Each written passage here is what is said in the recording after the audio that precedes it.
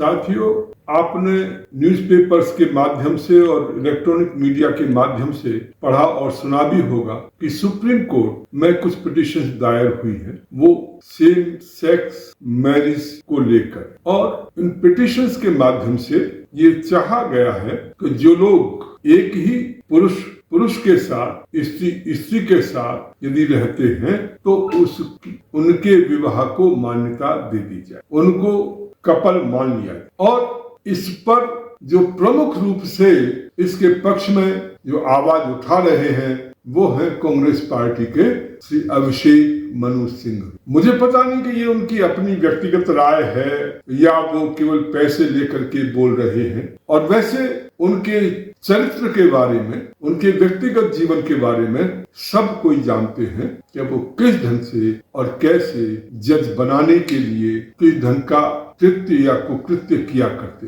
खैर, supreme court इस विषय में निर्णय लेने की कोशिश कर रहा है। हालांकि केंद्र सरकार ने इस मुद्दे पर उनको आगाह किया है और विरोध किया है कि ये विषय पार्लियामेंट के द्वारा जो है डिस्कस होना चाहिए और पार्लियामेंट जो है इस विषय पर विचार करके निर्णय ले सकती है, कानून बना सकती है। सुप्रीम कोर्ट को इस मामले में दखलंदाजी नहीं करनी। उसके बावजूद 5 जजों की बेंच बना दी गई है और वो इस पर विचार। साथियों, मैं केवल आपसे ये कहना चाहता हूँ, ये जो सुप्रीम कोर्ट के जज साहिबान जो करना चाहते हैं, ये यदि ऐसा करते हैं तो बहुत गलत हो देश के लिए, समाज के लिए और विशेष रूप से हिंदू समाज। हम सब जानते हैं कि सृष्टि क्रम को आगे बढ़ाने का जो तरीका है वो मेल फीमेल, पुरुष स्त्री, वो दोनों मिलकर के करते। और पशु पक्षियों में भी हम देख सकते हैं कि वहां पर भी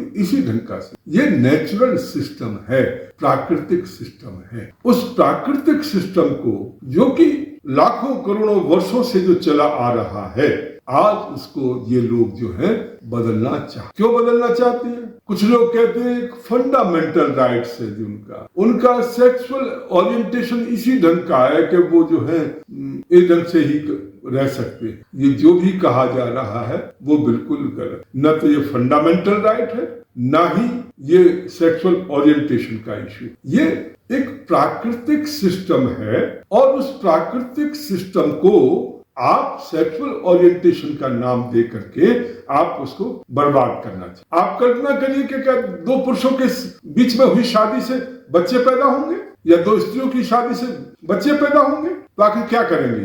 यही सेक्स, अर्थात 24 घंटे आप सेक्स करते रहेंगे। कितने दिन तक सेक्स करोगे? आप क्या करना चाहते हो?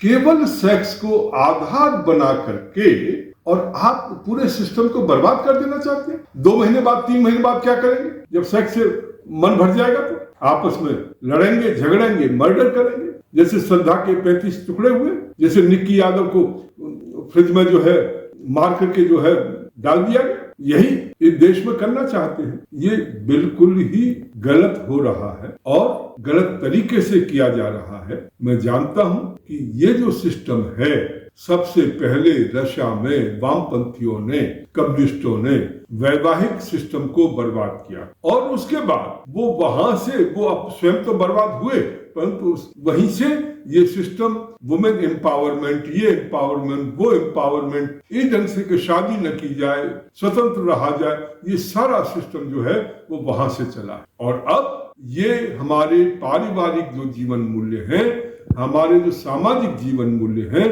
उस पर कुठाराघात कर रहे। देखिए, हमारे यहाँ तो यज्ञ के माध्यम से जो विवाह संस्कार होता था उसी को पत्नी माना जाता था।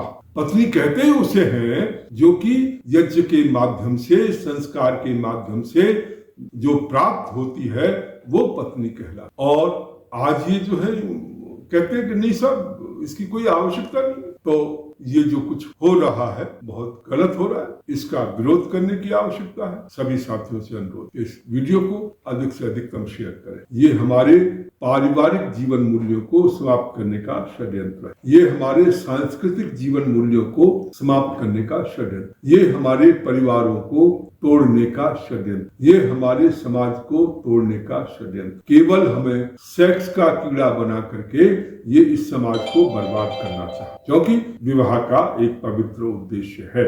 उसको न समझ करके ये केवल सेक्स ओरिएंटेशन के नाम पर फंडामेंटल राइट्स का नाम दे करके ये इस पूरे सिस्टम को खत्म करना चाहे। ये सौभाग्य की बात है कि इस समय सरकार जो है इनके विरोध में खड़ी हुई है।